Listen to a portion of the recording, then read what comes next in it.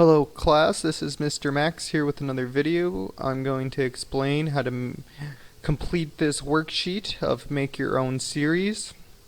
I just kind of explain what I want, which is written down in these instructions. But the instructions are just simply just to rank these 8 different elements that we have here on the left, given how they react to different things here on the right. So our first table is the observations when these elements are placed in water. So there are 3 of them that have no reaction and then 1 that is very slow. So we can't really rank those 4, but the other ones we should be able to rank easily by the words that we use to describe their reaction. So we can get those first other 4 ranked, and then to determine the ranking of those last 4 molecules that either had last 4 elements that either had a slow reaction or a no reaction in water, we can place them in,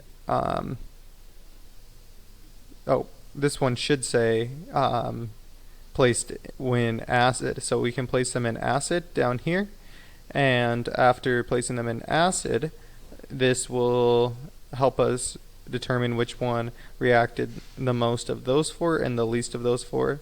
And then the last thing I want you to do is simply fill out this rank. All we have to do is fill out this rank box. So which one did we think was the most reactive? So which reacted the most in water would be our top one, and then the least reactive would be the one that did not react even in acid. So it would look something like just by placing numbers in these boxes. So like if I thought zinc was the most reactive, I would place a 1 there. If I thought copper was, or maybe if I thought potassium was the least reactive, I would put an 8 there. So pretty simple task that I'm asking you to complete.